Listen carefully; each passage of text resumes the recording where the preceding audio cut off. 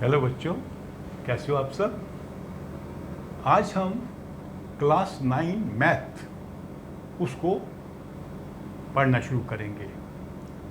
तो 9th में जो पहला चैप्टर है नंबर्स को लेके वो हम शुरू करेंगे। नंबर्स के बारे में आप ऑलरेडी आपने बहुत कुछ जान लिया था जब क्लास 7 और क्लास 8 में आपने इस टॉपिक को पढ़ा था।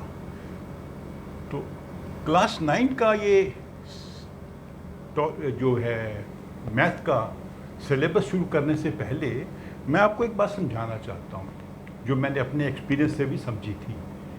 मैथ में ये होता है कि जो चीज़ें आप 6th में पढ़ते हैं वो बेस बनता है क्लास 7 के लिए, जो 7 में पढ़ते हैं वो 8th के लिए बेस बनता है, 8th का जो पढ़ते हैं वो 9th का बेस बनेगा, जो 9th में पढ़ेंगे वो 10th का बेस बनेगा। तो इसका मतलब है कि जो चीज़ें आपने पहले पढ़ी हैं उनको भूलना नहीं है।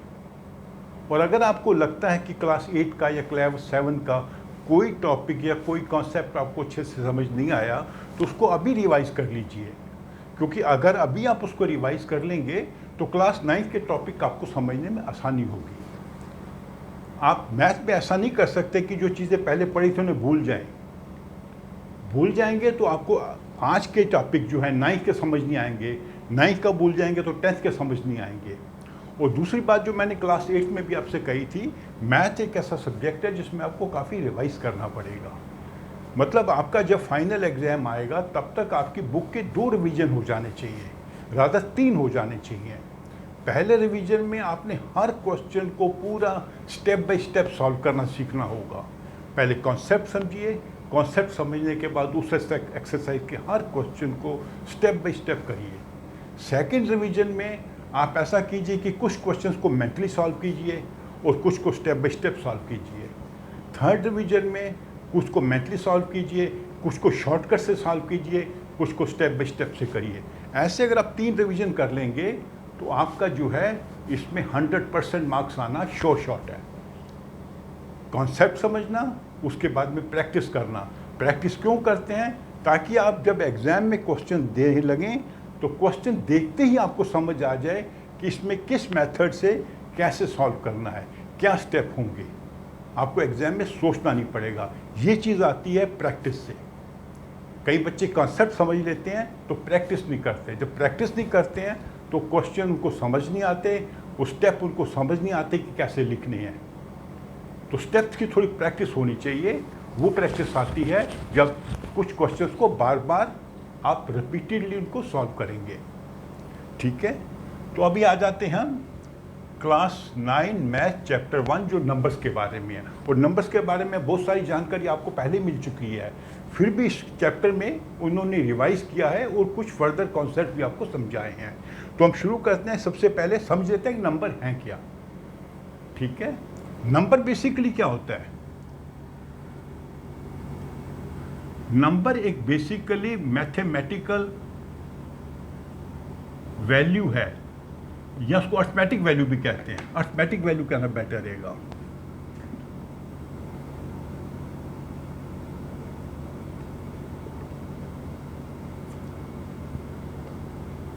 ये अर्थमेटिक वैल्यू है जो किसी चीज की क्वांटिटी बताती है।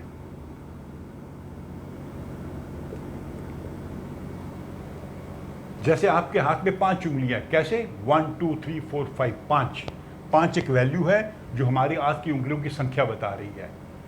आपकी एज कितनी है? आप बोलते हैं 16 साल या 17 साल, एक नंबर है जो आपकी एज बता रहा है। आपके मार्क्स कितने आए, कोई एक नंबर होगा। किसी खिलाड़ी ने कितने रन बनाए, एक नंबर होगा। आपका वेट कितना है, वो भी एक नंबर होगा।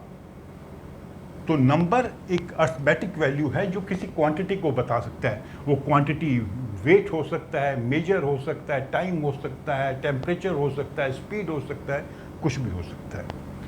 उसके बाद में फिर आ जाते हैं हम सेकंड कॉन्सेप्ट के ऊपर। ये सब आप जान चुके हैं, थोड़ा सा रिवीजन हो जाएगा आपका। Natural numbers. नेचुरल नंबर्स वो नंबर्स हैं जिनसे हम चीज़ों को काउंट करते हैं। And we always start from 1 1 2 3 indefinite. इसका कोई अंत नहीं है, कोई अंतिम संख्या नहीं है। तो नेचुरल नंबर हमेशा 1 से स्टार्ट होते हैं। ये सब पॉजिटिव नंबर हैं जिनसे हम चीज़ों को काउंट करते हैं।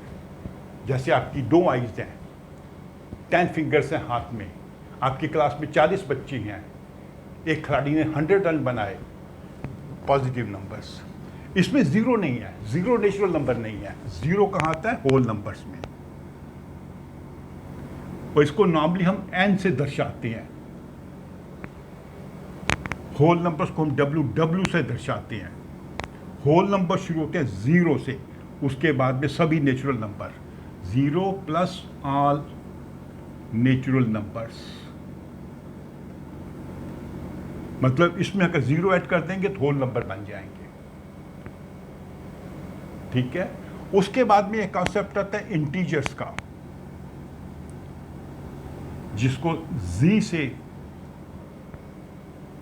दर्शाया जाता है।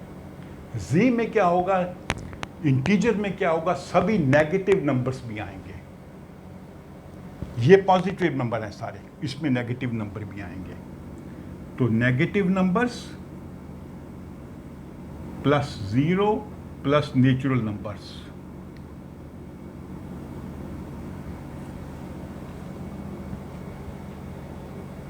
ठीक है, ये सब आप जानते हैं। इसके बाद में आप कॉन्सेप्ट है नंबर लाइन का, वो भी आप जानते हैं। थोड़ा सा आपका रिवीजन हो जाएगा ताकि आपको आगे जो हम पढ़ेंगे टॉपिक उसमें दिक्कत ना आए। तो नंबर लाइन एक कॉन्सेप्ट है जिससे हम नंबरों को दर्शाते हैं। नॉर्मली क्या होता है नंबर लाइन में, सेंटर में 0 होगा, राइट साइड पे सारे पॉजिटिव नंबर होंगे, लेफ्ट साइड पे सारे नेगेटिव नंबर होंगे। अगर हम 0 से राइट की तरफ जाएंगे तो नंबर बढ़ते जाएंगे, पहले 1, फिर 2, फिर 3, ऐसे चलता जाएगा। ये नंबर बढ़ रहे हैं। इधर जाएंगे तो नंबर घटेंगे, -1, -2, -3, ये नंबर घट रहे हैं। जो नंबर 0 से जितना दूर है लेफ्ट साइड पे, उतना वो छोटा नंबर है। -3 -2 से छोटा है। जितना हम 0 से दूर जाएंगे राइट साइड पे, उतने नंबर बड़े होते जाएंगे। 3 2 से बड़ा है, 2 1 से बड़ा है, 1 0 से बड़ा है। तो नंबर लाइन में हम इस साइड जाते हैं तो नंबर इंक्रीज होते हैं, उनकी वैल्यू बढ़ती है। इधर जाएंगे तो डिक्रीज, छोटे होते जाएंगे नंबर, वैल्यू कम होती जाएगी, इधर बढ़ती जाएगी। ठीक है। तो अभी हम आते हैं नए कॉन्सेप्ट पे। वो नया नहीं है, वो आप सीख चुके हैं क्लास 8 में, रेशनल नंबर।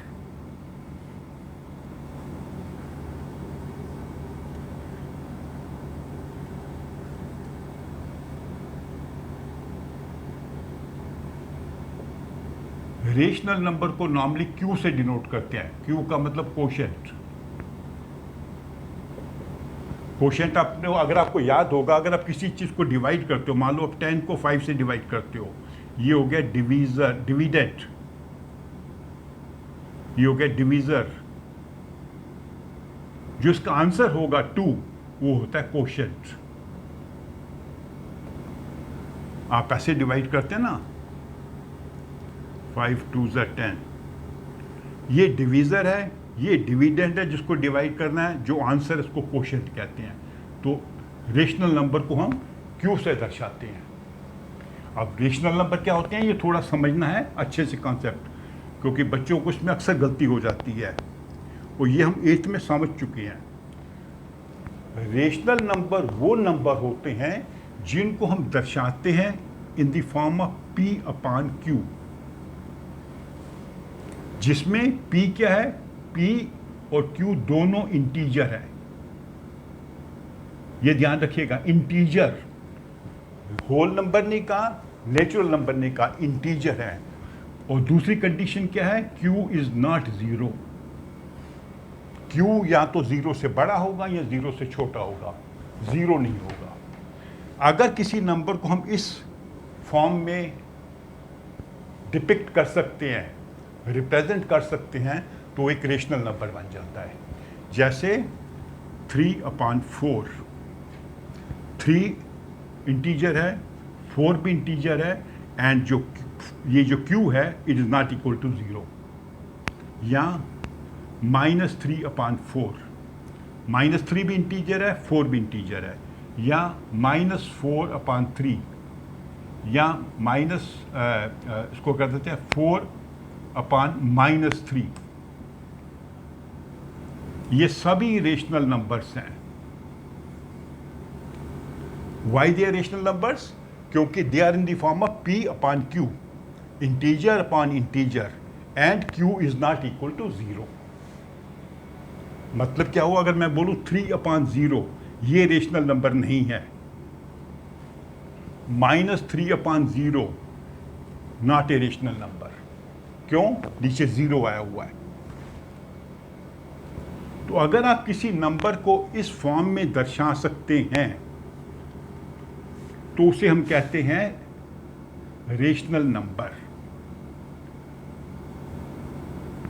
तो अभी यहां पे समझने वाली बात है कि क्या कोई होल नंबर, मान लीजिए 5, या नेचुरल नंबर या होल नंबर, क्या 5 एक रेशनल नंबर है? It answer is yes. क्यों? हम 5 को लिख सकते हैं 5/1। क्यों? जब 5 को 1 से डिवाइड करेंगे तो आंसर 5 ही होता है। तो इसका आंसर 5 है। Quotient is 5। तो 5 को हम 5/1 दिखा सकते हैं। तो ये 5 भी एक रेशनल नंबर है, because now it is in the form of P/Q। ऐसे -5 लेते हैं तो -5 को भी -5/1 हम दर्शा सकते हैं, P/Q।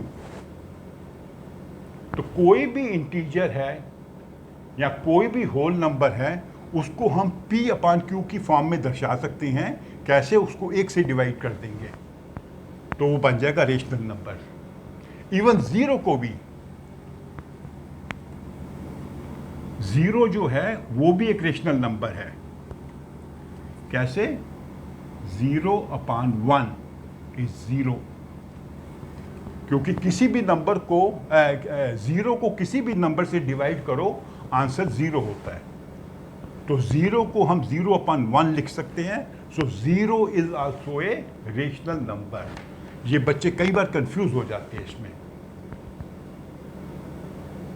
तो सभी इंटीजर्स जो हैं वो रेशनल नंबर्स हैं, क्योंकि 0 भी इंटीजर है, कोई नेगेटिव नंबर है वो भी इंटीजर है, कोई पॉजिटिव नंबर है वो भी इंटीजर है, और हर एक को हम P/Q की फॉर्म में दर्शा सकते हैं। कैसे? उसको 1 से डिवाइड कर देंगे। तो 1 से डिवाइड करेंगे, उसकी फॉर्म हो जाएगी P/Q, where P is integer, Q is an integer, and Q is not equal to 0। So all integers are rational numbers। all integers में 0 भी आ जाएगा। ठीक है? अच्छा, एक और चीज समझाते हैं आपको।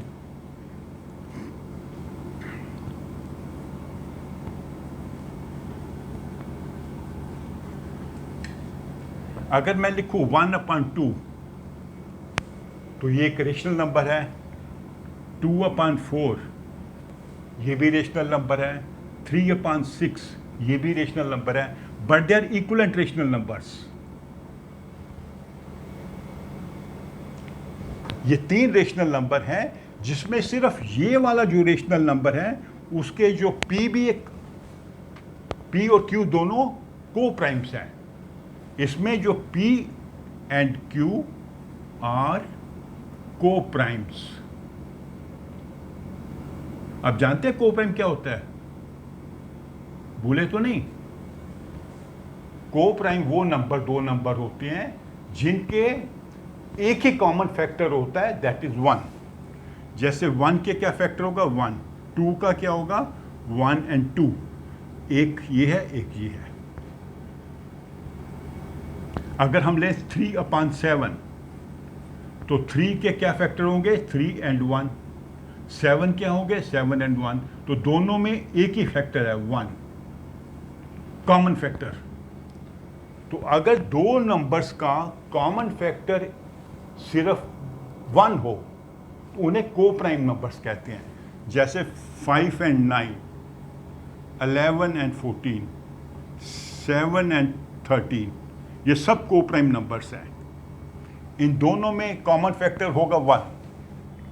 तो अगर एक रेशनल नंबर है, उसके जो इक्विवेलेंट रेशनल नंबर्स होंगे उनको हम रिड्यूस कर सकते हैं into the lowest rational number. कैसे? इनके जो कॉमन फैक्टर है उससे इनको डिवाइड कर देंगे। मान लो इसको 2 से डिवाइड करेंगे तो ये बन जाएगा 1/2। इसको 3 से डिवाइड करेंगे तो 1/2। जो काटना भी आप सीखते ना, हम जैसे करते थे फ्रैक्शन तो काट देते थे।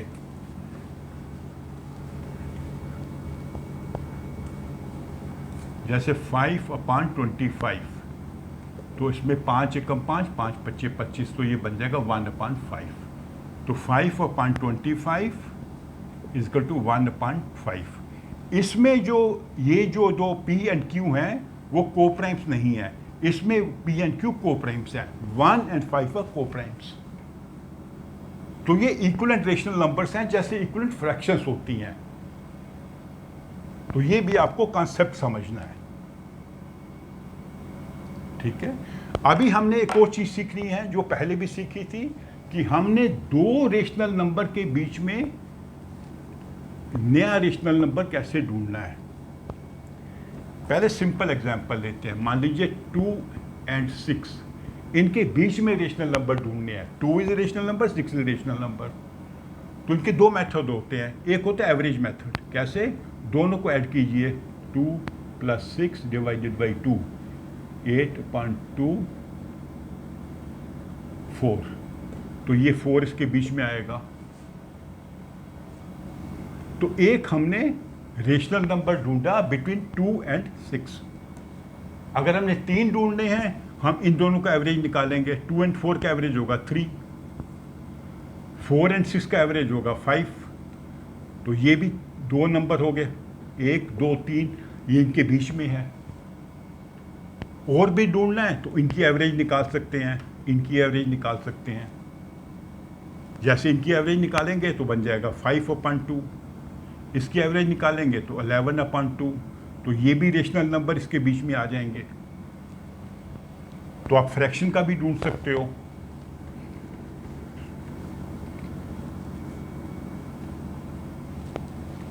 मान लीजिए 1/2 एंड 1/4, इनके बीच में हमने रेशनल नंबर ढूंढनी है। तो पहला क्या करेंगे, दोनों को ऐड करेंगे। 1/2 + 1/4, 2 + 1, 3/4। इसको 2 से डिवाइड करेंगे तो बन जाएगा 3/8। तो 3/8 इन दोनों के बीच में एक रेशनल नंबर है। और ढूंढने, इनकी एवरेज निकाल लेंगे। 1/2 + 3/8, एलसीएम हो जाएगा 8, 2 × 8 + 3, 7/8। इसका हाफ करेंगे तो 7/16। ये सेकेंड रेशनल नंबर हो गया। पहले इनकी एवरेज निकाली, फिर इन दोनों की एवरेज निकाली। अगर एक और ढूंढना है तो इन दोनों की एवरेज निकाल सकते हैं। 3/8 + 1/4, एलसीएम हो जाएगा 8, 3 + 2, 5/8। इसको हाफ करेंगे तो 5/16। तो इन दो नंबर्स के बीच में हमने 3 रेशनल नंबर ढूंढ लिए। और भी ढूंढने हैं तो इनका इन दोनों का निकाल दीजिए एवरेज, इन दोनों का एवरेज निकाल दीजिए, इनका निकाल दीजिए, इनका निकाल दीजिए, कोई भी पेयर बना लीजिए तो आपको और भी मिल जाएंगे रेशनल नंबर्स। तो ये एवरेजिंग मेथड से निकाला। और दूसरा मेथड होता है इसका क्या,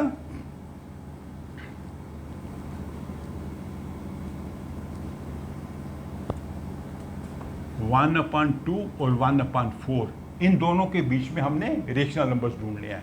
हम क्या करेंगे कि दोनों का जो Q है सेम कर देंगे। मान लीजिए हम दोनों को कर देते हैं 20। कैसे करेंगे, इसको 10 से मल्टीप्लाई करेंगे, 10 से मल्टीप्लाई करेंगे, इसको 5 से करेंगे, 5 से करेंगे, ये इक्विवेलेंट रेशनल नंबर बन जाएंगे। तो ये बन जाएगा 10/20, ये बन जाएगा 5/20। तो अब 10/20 जो इसके बराबर है और 5/20 जो इसके बराबर है, उसके बीच में क्या होगा नंबर? 9/20, 8/20, 7/20, 6/20। हाँ, 1 2 3 4 3 रेशनल नंबर हमने ढूंढ लिए इन दोनों के बीच में, जो इसका इक्विवेलेंट नंबर है। तो 1/2 एंड 1/4 के बीच में हमने 4 रेशनल नंबर ढूंढ लिए। कैसे? दोनों का जो क्यू था उसको बराबर कर दिया बाई मल्टीप्लाइंग हेयर बाई 10, दोनों को पी और क्यू को, यहाँ पर पी और क्यू को 5 से मल्टीप्लाई किया, दोनों में क्यू हो गया 20 सेम। तो इस प्रकार जो है आप any number of rational number ढूंढ सकते हैं। और दो रेशनल नंबर्स के बीच में जो रेशनल नंबर की संख्या है वो अनगिनत है। कैसे? मान लीजिए इसको मैं कर देता